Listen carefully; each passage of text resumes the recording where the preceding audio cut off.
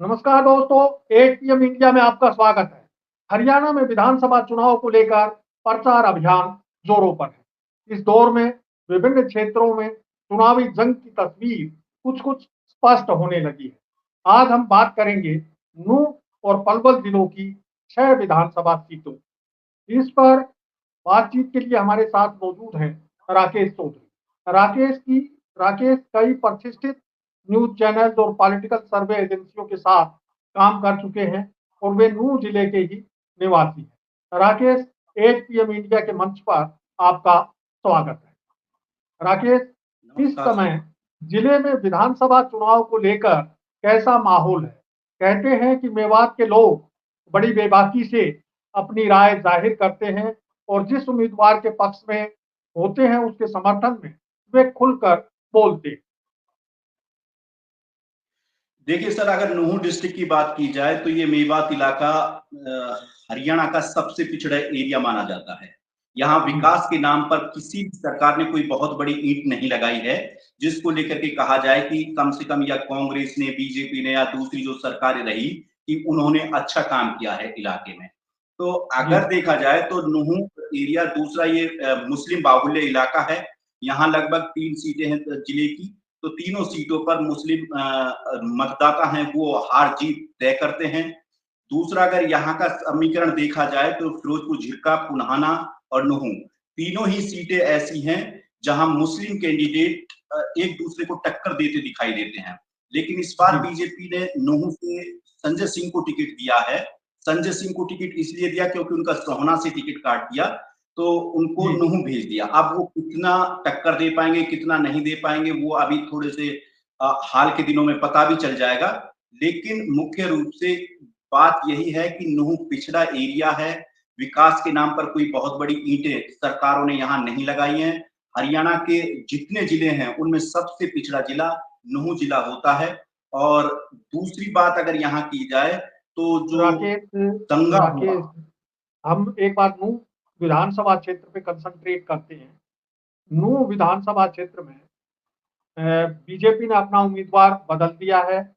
मंत्री संजय सिंह को सोना से ला करके बैठा दिया है और उधर जो है आफ्ताब अहमद जो है वो अ, कांग्रेस की तरफ से एक बार फिर उम्मीदवार हैं और ऐसी स्थिति में क्या संजय सिंह जो है वो आफ्ताब अहमद को टक्कर दे पाएंगे? क्या लगता है? देखिए देखिए अगर नूंह विधानसभा सीट की बात की जाए तो यहाँ जो मुख्य रूप से जो मुकाबला देखा जा रहा है वो जी, इनेलो के प्रत्याशी ताहिर हुसैन और आफ्ताब अहमद के बीच देखा जा रहा है, जिन्हें कांग्रेस ने जो टिकट कि दिया है। जाकिर हुसैन और का आफ्ताब बेटा है। अहमद जी, ये जाकिर जा, हुसैन के बेटे हैं, ताहिर हुसैन।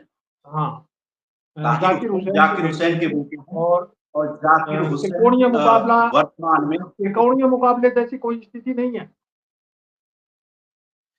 त्रिकोणीय मुकाबले जैसी यहाँ कोई स्थिति फिलहाल के दिनों में नहीं दिख रही है। इसके भी रीजंस हैं। इसके रीजंस ये है कि संजय सिंह को सोहना से पिछली बार बीजेपी ने उम्मीदवार बनाया था। सोहना जी, से संजय सिंह जीते थे। जीतकर हरियाणा सरकार में अब वो मंत्री भी थे, खेल मंत्री उन्हें बनाया गया था।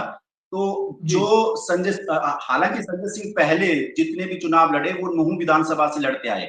लेकिन जब जी, 2019 में उन्हें सोहना शिफ्ट किया तो उसके बाद जो संजय सिंह के अपने मजबूत कार्यकर्ता थे उन्होंने जी, जगह दूसरी पकड़ ली। कोई आफ्ताब अहमद के साथ चला गया, कोई जाकिर गुट के साथ चला गया। ऐसे जी, में अब उन जो कार्यकर्ता हैं उनको वापस समेटना संजय सिंह के लिए कम से कम बहुत मुश्किल है। दूसरा, यहाँ कुछ हिंदू बाहुल्य गांव भी हैं। अगर हिंदू मुसलमान की बात की जाए तो वहां जी, ज्यादातर देखा जा रहा है कि जो संजय सिंह के अपने कार्यकर्ता थे उन गांवों जी, के, वो सारे या तो आफ्ताब ग्रुप में शामिल हुए या जाकिर के साथ गए। लेकिन संजय सिंह वर्तमान में यहाँ बिल्कुल भी टक्कर में नहीं दिखाई दे रहे हैं। यहाँ कोई त्रिकोणीय मुकाबला नहीं है। यहाँ आज की अगर स्थिति को देखा जाए तो इनेलो आफ्ताब और अहमद कांग्रेस के बहुत बीच ज्यादा मुकाबला दिखाई पीछे दे रहा हैं। है। जी, हाँ बिल्कुल। राकेश साहब, फिरोजपुर झिरका की बात करते हैं, जहां से कांग्रेस ने मामन खान के मुकाबले में इस बार कांग्रेस के मामन खान के मुकाबले में भाजपा ने इस बार जो है नसीम अहमद को चुनाव मैदान में उतारा है। इनेलो और जसपा के उम्मीदवार भी मैदान में हैं। ऐसे में कौन किस पर भारी पड़ रहा है? देखिए, अगर फिरोजपुर झिरका की बात की जाए तो यहाँ जो जेजेपी के कैंडिडेट है उनका तो कोई नाम तक नहीं जानता ज्यादातर गांवों में, इस जी, इलाके में। दूसरा, इनेलो की तरफ से हबीब टिकट लेकर आए हैं, उनकी थोड़ी छवि इलाके में लोग जानते हैं, उसमें थोड़ी छवि है, माना जा सकता है कि वो कुछ वोट उठाएंगे। दूसरा, जी, बात की जाए बीजेपी कैंडिडेट की नसीम अहमद की, तो बीजेपी के कैंडिडेट जो नसीम अहमद हैं वो 2 बार इनेलो से यहाँ से लगातार विधायक रहे थे, लेकिन इस जी, बार जितनी टक्कर उन्हें मामन खान इंजीनियर से मिल रही है उसमें जी, वो मामन खान इंजीनियर को पिछले बार जब चुनाव हुआ था तो तब भी बीजेपी ने नसीम अहमद को टिकट दिया था। मामन खान जी, 37,000 वोटों से उस टाइम जीते थे, लेकिन इस बार की जो स्थिति है वो स्थिति और भी ज्यादा भयानक रूप यहाँ पर एक तरह से कहा जाए नसीम अहमद के सामने खड़ी है।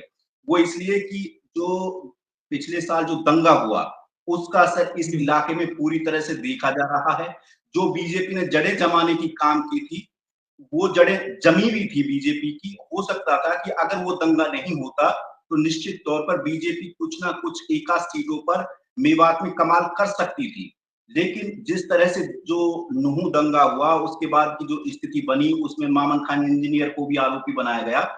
हालांकि जी, कुछ दिन जेल में भी मामन खान रह के आए थे, तो उससे देखा जाए तो मामन खान इंजीनियर की यहाँ एक तरह से आंधी चली हुई है।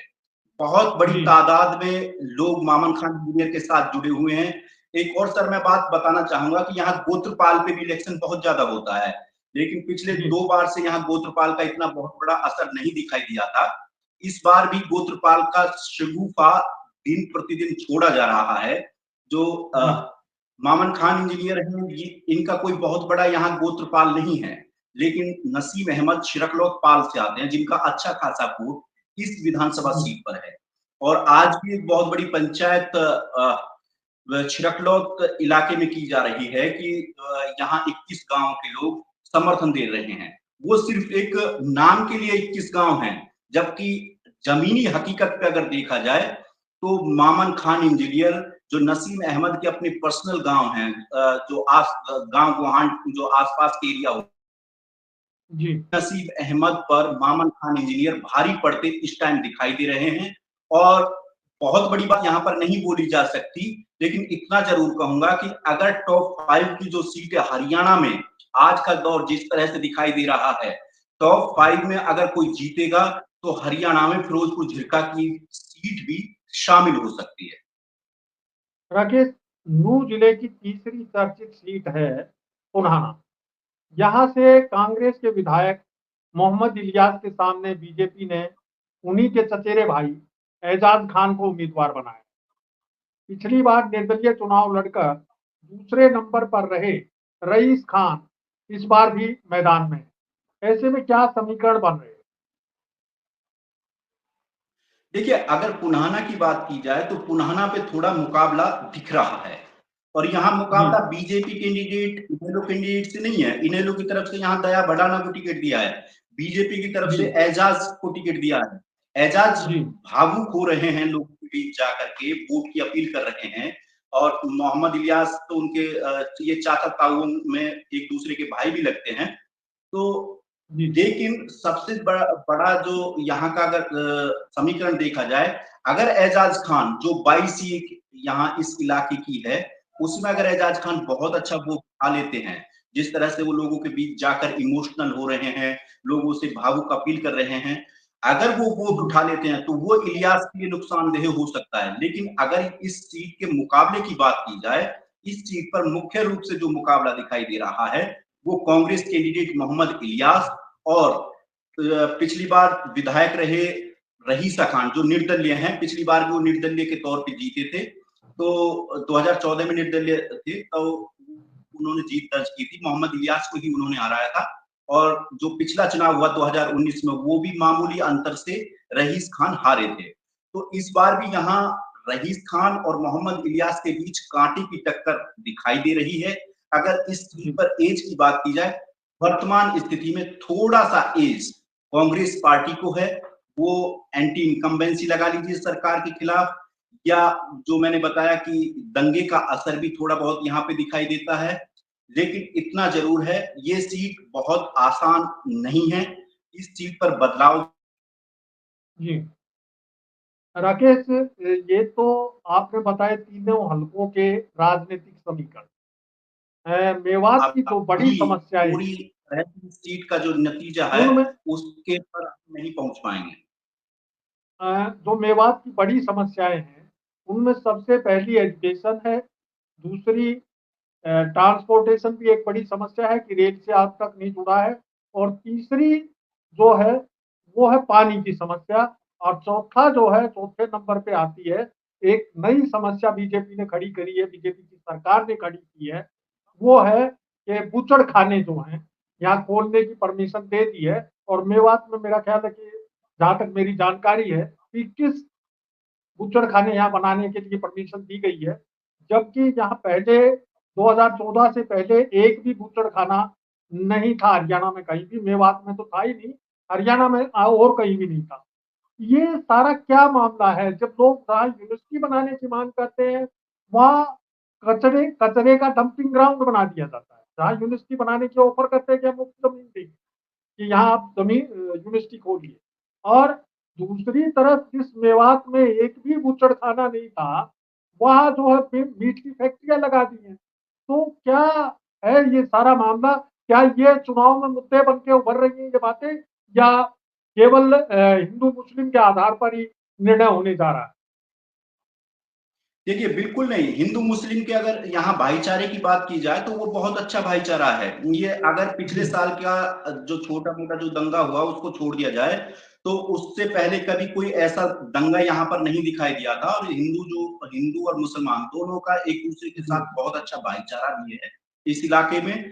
आज भी भाईचारा व्याप्त है, ऐसा नहीं है कि वो दंगा हुआ तो भाईचारा बिगड़ गया है।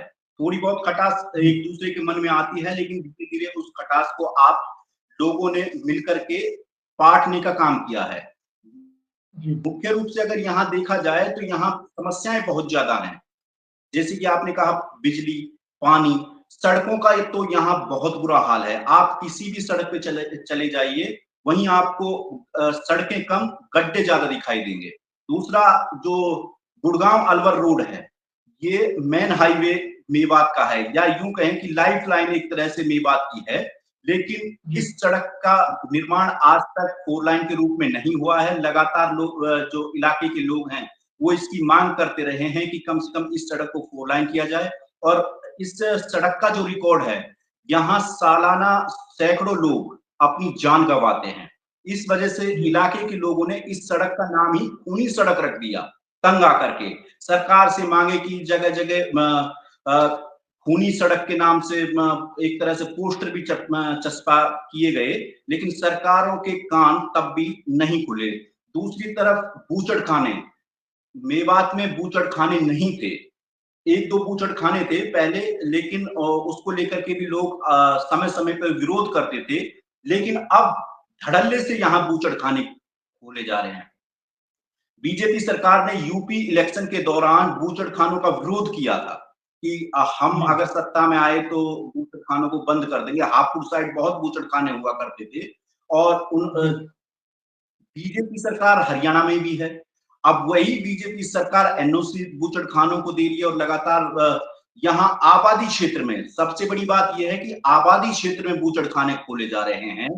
जी। कई बूचड़खाने तो ऐसे हैं जहाँ स्कूल चलते हैं, कॉलेज चलते हैं, उनके आस-पास के 1 किलोमीटर, 1.5 किलोमीटर के दायरे में बूचड़खाने खोल दिए गए हैं।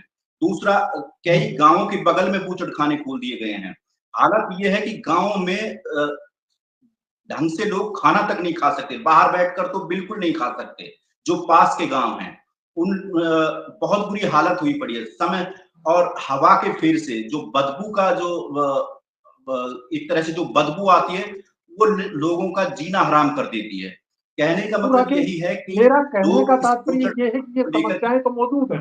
एक नई और समस्या बिजली, पानी, सड़क, चिकित्सा, शिक्षा, ये सब तो पहले से मौजूद थी यहाँ समस्याएं। लेकिन एक नई समस्या भारतीय जनता पार्टी ने, की सरकार ने पैदा कर दी है, मीट फैक्ट्रियों। अब क्या ये मुद्दे मीट फैक्ट्री समेत क्या चुनाव में मुद्दे बन के उभर रहे हैं? लोग क्यों नहीं इन चीजों का विरोध में उठ पा रहे हैं? बिल्कुल उभर रहे हैं। हम इलाके में जा रहे हैं, वहां लोगों से पूछ रहे हैं कि मुख्य समस्याएं क्या क्या हैं। तो अगर देखा जाए इलाके के लोगों की, लोग कहते हैं हम पानी हम जैसे तैसे एडजस्ट कर लेंगे, बिजली का हम जैसे तैसे एडजस्ट कर लेंगे, लेकिन जो ये जी बूचड़ खाने खोले जा रहे हैं धड़ल्ले से, और इनकी जो बदबू आती है गांवों में, इनसे जो महामारी फैलने का जो डर बन रहा है, इससे कैसे निपटा जाए। आप देखिए, आप अगर अलवर क्या ये नहीं, गुड़गांव मेरा की तरफ सवाल से ये है कि आते हैं क्या और राजनीतिक जो नेता हैं, विभिन्न पार्टियों के जो उम्मीदवार हैं, क्या वो भी इनको मुद्दा मान रहे हैं, बूचड़ खाने को मुद्दा देखिए बना रहे हैं अभी चुनाव? कुछ दिन पहले मैंने देखिए अभी जी कुछ दिन पहले मैंने एक अखबार की हेडलाइन पढ़ी थी, तो उसमें जो मौजूदा यहाँ से कैंडिडेट हैं नसीम अहमद, उनसे पूछा जी गया था कि ये बूचड़ खाने कैसे खोले जा रहे हैं, तो वो खुद ये जवाब दे देते हैं, पता नहीं ये किस रणनीति के तहत खोले जा रहे हैं। उनको खुद को नहीं जी पता है, बीजेपी कैंडिडेट को नहीं पता है कि ये बूचड़ खाने क्यों खोले जा रहे हैं।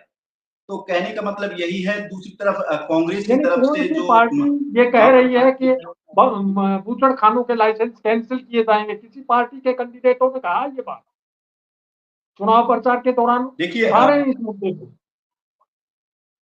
बिल्कुल कई जगह उठ भी जी रही हैं ये मांगे, ऐसा नहीं है कि नहीं उठ रही हैं, कई जगह उठ भी रही हैं। वह जो हिंदू बाहुल्य इलाके हैं, वहां तो ये जोर शोर से उठ रही है। लेकिन थोड़ा सा ये है कि मुसलमानों के अंदर थोड़ा सा एक डर का माहौल भी है, अगर सच्ची कहा जाए तो इस वजह से वो अपनी बात मुखर होकर नहीं कह पाते। नहीं, उम्मीदवार लेकिन तमाम ये चीजों को सच्चाई मुद्दा है। बनाते हैं, इसमें डर की क्या बात है? मीट फैक्ट्रियों को ये लाइसेंस रद्द करने की बात कहने में, जहां बीजेपी जो है उत्तर प्रदेश में बूचड़ खाने हटा रही है और वादा खुलेआम वादा कर रही है, यहाँ के बीजेपी कैंडिडेट क्या कर रहे हैं? वो क्यों नहीं बूचड़ खानों का विरोध कर पा रहे हैं, या कांग्रेस यहाँ कैंडिडेट क्यों नहीं इस बीजेपी मामले में आवाज को उठा रहे यही हैं? नहीं पता है कि सर, जी यहाँ बीजेपी कैंडिडेट्स को यही नहीं पता है कि ये किस रणनीति के तहत खोले जा रहे हैं। वो कहते हैं हमें पता ही नहीं है कि किस रणनीति के तहत ये बूचड़ खाने खोले जा रहे हैं। तो कहने का जी मतलब यही है कि वर्तमान में लोग परेशान हैं, आसपास के इलाके जो बूचड़ खानों के करीब आते हैं वो परेशान हैं। ये नया मुद्दा और भविष्य में बहुत बड़ा मुद्दा मेवात के अंदर बूचड़ खानों का होने जा रहा है। ये मैं आज जी आपको बता रहा हूँ। बहुत बड़ा मुद्दा बूचड़ खानों को लेकर के मेवात के अंदर होगा। बहुत बड़ा उग्र आंदोलन भी मेवात के अंदर बूचड़ खानों को लेकर के हो सकता है। राकेश, ये तो रही नूह जिले की स्थिति, वहाँ के मुद्दे और किस तरीके से वहाँ के पॉलिटिशियन भी जो है, जो उम्मीदवार हैं, वो भी मुद्दों को अच्छी तरह से उठा नहीं पा रहे हैं। एक तरह से ना सत्ता पक्ष वाले इस मुद्दे को पे ज्यादा कुछ बोल रहे हैं, ना विपक्ष वाले। और लेकिन जनता के बीच जो है वो मुद्दा है, और लगता है कि जैसा कि आपने अभी बताया कि बहुत बड़ा आंदोलन इस पे हो सकता है, लेकिन ये लगता है इसमें कि एक आगे बात सरकार बदलने के बाद ही आंदोलन हो। इसमें एक और बात जोड़ देता हूं, इन बूचड़ जी खानों से मेवात के लोगों को कोई बहुत बड़ा लाभ भी नहीं हो रहा है, क्योंकि इन जी बूचड़ खानों में जितने भी कर्मचारी लगे हुए हैं, जितने मजदूर लगे हुए हैं, वो सब जी बाहरी हैं। वो ऐसा नहीं है कि मेवात के लोग इनमें जाकर के नौकरी कर रहे हैं, उन्हें कम से कम रोजगार मिल रहा है, ऐसा भी नहीं है। मेवात जी के लोगों को रोजगार भी नहीं मिल रहा है और बदबू से परेशान भी हो रहे हैं। जी राकेश, अब बात करते हैं पलवल जिले की। और पलवल जिले की मेवात क्षेत्र में ही आने वाले हथीन हल्के की, यहाँ से कांग्रेस ने पूर्व विधायक दलेब खान के पुत्र इजराइल खान को चुनाव मैदान में उतारा है। तो बीजेपी ने वर्तमान विधायक प्रवीण डागर का टिकट काट करके मनोज रावत को उम्मीदवार बनाया। इनेलो बसपा ने तैयब हुसैन को मैदान में उतारा है। तो पूर्व विधायक केहर सिंह रावत एक बार फिर चुनाव में लड़ रहे हैं। राकेश, क्या समीकरण बन रहे हैं? डागर और रावत पालों की क्या भूमिका रहेगी चुनाव? देखिए, अगर हथीन चुनाव की बात की जाए तो इस बार लग नहीं रहा है कि कोई पाल यहाँ फैक्टर डाल पाएगी। जिस तरह जी से टिकट बंटवारा हुआ और टिकट बंटवारे के बाद जिस तरह की स्थिति बनी है, उससे हथीन का इलेक्शन बिल्कुल भी अपने रोचक मोड़ पर नहीं आ पा रहा है। जी यहाँ से अगर देखा जाए, आज की अगर वर्तमान स्थिति को देखा जाए, तो यहाँ मुख्य रूप से मुकाबला त्रिकोणीय होने जा रहा है। इसमें जी कांग्रेस की तरफ से इस्माइल खान मैदान में है, इनेलो की तरफ से तैयब भीमसी का मैदान में है और जी मनोज रावत, केहर सिंह रावत। मैं तो त्रिकोणीय नहीं, इसे चौकोना कहूंगा, क्योंकि यहाँ भी स्थिति बनी नहीं पाई। रावत पाल की बैठक हुई जी बहीन बंगले पर, आपको भी मैं एक बार लेके गया था बहीन बंगले पे। हाँ तो हाँ वो रावत पाल का बहुत अहम बंगला है, ऐतिहासिक बंगला है। तो उस बंगले हाँ, पर बड़ी राउतों पंचायत का एक तरह से वो बड़ा चबूतरा है, जैसे महेंद्र चौबीसी का अपना चबूतरा है, बिल्कुल, उसी तरह से रावत पाल का वो एक बहुत बड़ा स्थल है, जहाँ पर वो पंचायत भी करते हैं और उसकी मान्यता भी है लोगों के लिए। वहाँ किए गए फैसले जो है बिल्कुल, वो पाल पर लागू भी होते हैं। जी बिल्कुल। तो वहाँ पंचायत का ऐलान कर दिया जाता है। पंचायत में पंच लोग आते हैं, जो भी पाल के पंच थे, वो सारे इकट्ठे हुए, जी इलाके के लोग इकट्ठे हुए कि बहीन बंगले से क्या कोई फैसला होता है। तो जी वहाँ आम आदमी पार्टी की तरफ से जो कैंडिडेट थे वो भी पहुंच गए, क्योंकि वो भी रावत हैं। बीजेपी के कैंडिडेट मनोज रावत भी वहां पहुंचे। केहर सिंह रावत जो निर्दलीय चुनाव लड़ रहे हैं, वो वहां नहीं पहुंचे। और जी चाहे वो, देखिए, पॉलिटिकली रूप से कह सकते हैं कि बहाना भी हो सकता है, लेकिन वो हॉस्पिटल में भर्ती हो गए थे ताकि पंचायत में ना जाना पड़े। अब ये पता नहीं कि सच में उनके साथ कोई वो बीमार थे या इस पंचायत से बचने के लिए वो कदम उठाया गया, वो तो देखिए पॉलिटिकली नेता ही जानते हैं। तो कुल जी मिलाकर अगर कहा जाए, तो उस पर पंचायत हुई तो उसके बाद तय हुआ कि मनोज रावत को रावत पाल का समर्थन है। जी अब जैसे ही मनोज रावत के नाम का ऐलान हुआ, उसके बाद केहर सिंह रावत ने ऐलान कर दिया कि देखिए कोई पंचायत नहीं है और कोई फैसला मान्य नहीं है। और जो पाल के जो मुखिया हैं, जेलदार, जिनका नाम ले रहे थे वो बार-बार उस वीडियो में, तो वो कह रहे थे कि वो एक तरफा फैसला सुना रहे हैं, ये राजनीतिक हत्या मेरी की जा रही है। क्योंकि जी राजनीतिक हत्या इसलिए केहर सिंह रावत की तरफ से बार-बार कहा जा रहा था कि देखिए, पिछली बार जब 2019 का चुनाव हुआ, तब भी बीजेपी से केहर सिंह रावत टिकट मांग रहे थे, लेकिन उनका टिकट काटकर प्रवीण डागर को दे दिया। अब प्रवीण डागर, केहर सिंह रावत और मनोज रावत, मुख्य रूप से जो टिकट की दौड़ थी, वो माना जा रहा था कि या तो टिकट बीजेपी की तरफ से केहर सिंह रावत को दिया जाएगा या प्रवीण डागर को दिया जाएगा। लेकिन अचानक इसमें ऐसा खेल हुआ कि इन दोनों को दरकिनार कर दिया और नया चेहरा वो मनोज रावत के रूप में बीजेपी ने यहाँ से प्रत्याशी बना दिया। मनोज रावत की अगर पर्सनली अगर देखा जाए, तो इलाके में कोई बहुत बड़ी पैठ नहीं है या इलाके के लोग उसे जानते नहीं हैं।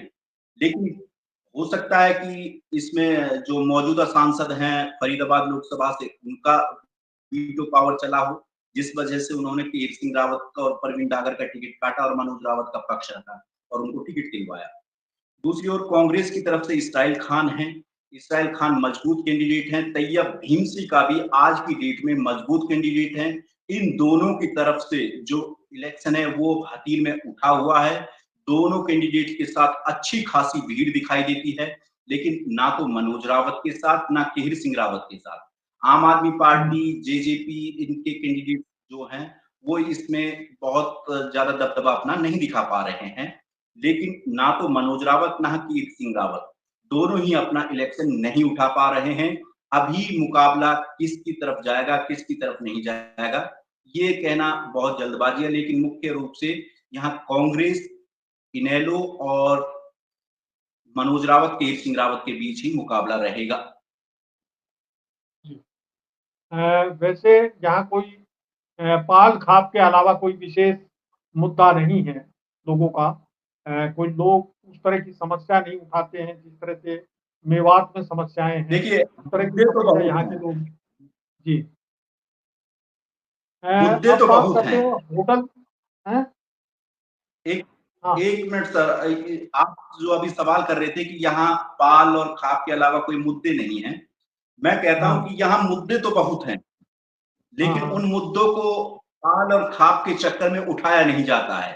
खुद जो वर्तमान में जो निर्दलीय प्रत्याशी हैं केएल सिंह रावत ने नहरी पानी के लिए 21 दिनों तक धरना प्रदर्शन भी दिया था जब वो विधायक थे इनेलो की तरफ से, ऐसा नहीं है। जी और यहाँ इतना गंदा पानी, नहरी पानी जो आता है वो इतना गंदा होता है कि जो लोग खेतों में पानी देने के लिए जाते हैं उनके पैरों में फफोले हो जाते हैं, यानी कि उनको चर्म रोग हो जाते हैं एक तरह से। जी। और इलाके जो तो धान नहर का और पानी ये इतना जो गंदा कहाँ कैसे आता है? क्या उसमें गंदे नाले ये का देखिए पानी डलता है या फैक्ट्रियों का पानी डलता है? जो नहरों का पानी है वो इतना देखिए गंदा कैसे हो जाता ये सारा शहरों का पानी आता है, वे दिल्ली, है? जी फरीदाबाद, पलवल ये सारा शहरों का पानी होता है, जो यहाँ गाँव में नहरों के ज़रिए सप्लाई किया जाता है। दूसरा इस जी हतीन इलाके की अगर बात की जाए, कोई बहुत बड़ी कोई इंडस्ट्रियल एरिया नहीं है। हतीन में आज से बहुत पहले कुछ फैक्ट्रियाँ लगी थी, लेकिन आज वो किस स्तर पर हैं वो सबको पता है, वो खत्म हो चुकी हैं। उनका जी नामो-निशान मिट चुका है। क्या है उनमें से अगर कोई 1-2 फैक्ट्री ठीक ढंग से चल रही है तो अदरवाइज कुछ नहीं। इसके अलावा रोजगार की समस्याएं यहाँ भी बहुत ज्यादा व्याप्त हैं। इसके अलावा सड़कों की हालत यहाँ भी बहुत ज्यादा व्याप्त है। जो ग्रामीण सड़कें हैं उनका जो यानी मुद्दे स्ट्रक्चर मौजूद है वो हैं, समस्याएं मौजूद हैं, लेकिन पॉलिटिकल पार्टियां उन मुद्दों को, उन समस्याओं को नहीं उठाती है और ना ही लोग इन मुद्दों को उठा पाते हैं, बल्कि केवल पाल और गोत्र के चक्कर में जो है वो सारा चुनाव जो है वो उलझ के रह जाता है। अब बात करते हैं बिल्कुल। होटल सुरक्षित सीट से कांग्रेस ने प्रदेश अध्यक्ष उदय भान को एक बार फिर चुनावी जंग में उतार दिया है। कांग्रेस बीजेपी ने उनके मुकाबले इस बार पूर्व विधायक राम रतन के बेटे हरेंद्र को चुनाव मैदान में उतारा।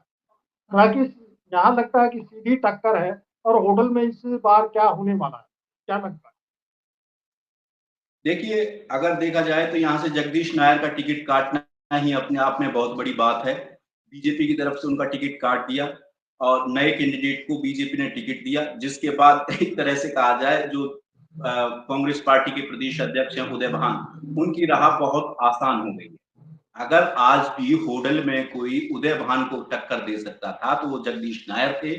उनका थोड़ा विरोध भी इलाके में था, ऐसा नहीं है विरोध नहीं था, लेकिन उनका टिकट काट दिया गया है। फिर भी और किसी तीसरे कैंडिडेट को यहाँ बीजेपी ने टिकट दिया। तो इस लिहाज से यहाँ की जो सीट है होडल का अगर जो पूरा गणित है वो देखा जाए तो यहाँ मुख्य रूप से बीजेपी और कांग्रेस के बीच मुकाबला है और कांग्रेस यहाँ आज बढ़त में है। और क्या कारण हो सकते हैं तो कांग्रेस वहां इतनी बढ़त पे है? क्या इसका प्रदेश अध्यक्ष बनाया जाना भी एक कारण है, या देखिए हर्ष हर्ष का कांग्रेस ज्वाइन अगर करना? उदय उदय भान की अगर देखिए बात की जाए तो उदय भान को लेकर के 2-3 चीजें हैं। एक तो उदय भान यहाँ से हमेशा से चुनाव लड़ते आए हैं, कद्दावर नेता इलाके के माने जाते हैं। दूसरा पार्टी ने उन्हें एक बहुत बड़ी जिम्मेदारी दी। उस जिम्मेदारी को जी भी लोग देखते हैं और उसके लिहाज से लोग उदय भान की तरफ आकर्षित होते दिखाई देते हैं जब लोगों के बीच जाते हैं, बात करते हैं। तीसरा एंटी इनकम्बेंसी जो बहुत बड़ा कारण है वो एंटी इनकम्बेंसी है सरकार से। यहाँ ये ग्रामीण क्षेत्र है, किसान वर्ग यहाँ बहुत ज्यादा तादाद में होता है, तो वो बीजेपी से नाराज वर्तमान में दिखाई देता है। और जो एक और मेन मुद्दा है वो है हर्ष कुमार की कांग्रेस में एंट्री। बेशक हर्ष कुमार को हतीम से टिकट नहीं मिला, बताया जाता है कि उदयभान कर्ण दलाल की तरफ से बहुत ज्यादा पैरवी की गई थी कि हतीम में किसी भी तरह से हर्ष कुमार को टिकट दिया जाए और इलेक्शन को हर्ष कुमार आसानी से निकाल लेंगे।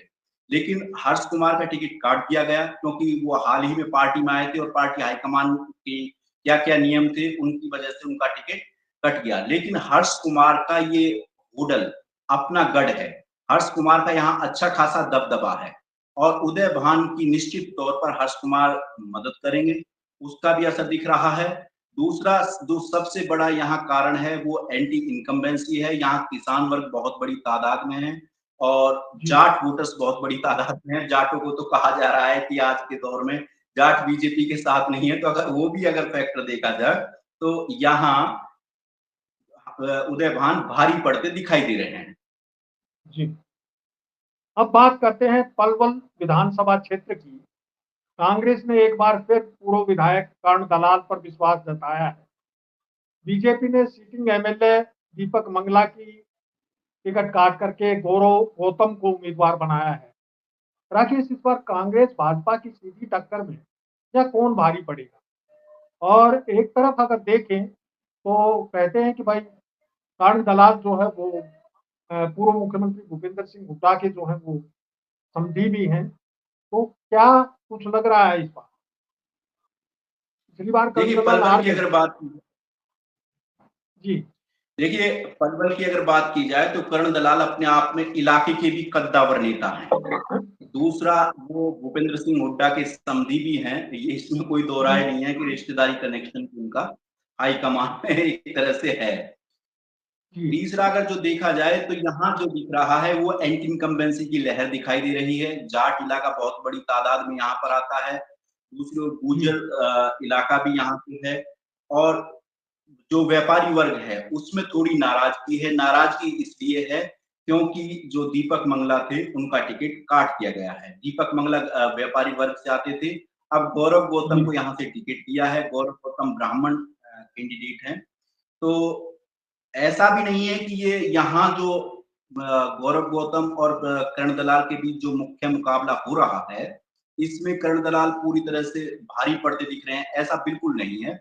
यहाँ अभी भी मुकाबला है और जो यहाँ का जो पूरा इलाका है, गाँवों में कर्ण दलाल बहुत भारी हैं, लेकिन शहर की स्थिति क्या होगी, क्योंकि शहर का जो वोटर्स होता है, वो खुलकर बोल नहीं पाता है।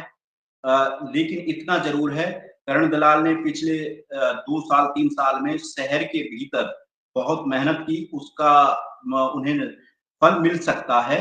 आज के स्थिति में अगर देखा जाए तो कर्ण दलाल मजबूत स्थिति में है, लेकिन मुकाबला कर्ण दलाल के लिए यहाँ आसान नहीं है। जी। राकेश, आपने पलवल और नूंह जिलों की सभी सीटों के राजनीतिक समीकरणों की बारीकी के साथ अच्छी जानकारी हमारे दर्शकों को दी है। इसके लिए आपका बहुत-बहुत शुक्रिया। मेवात जिले की तीनों सीटों पर एक तरह से कांग्रेस को बढ़त दिखाई पड़ रही है। बेशक पुनाना में तिकाना मुकाबला मुकाबला दिख रहा है। वहीं पलवल जिले की पलवल और होडल सीट पर कांग्रेस भाजपा में सीधी टक्कर है। तो हकीम सीट पर जो है वो बहुकोणीय मुकाबला सामने आया है। इसमें कौन आगे रहेगा, कौन पीछे रहेगा, स्पष्ट रूप से अभी ऐसा बता पाना संभव नहीं है। इस वीडियो में बस इतना ही। जल्द फिर हाजिर होंगे हरियाणा के ताज़ा राजनीतिक हालात की जानकारी लेकर। नमस्कार।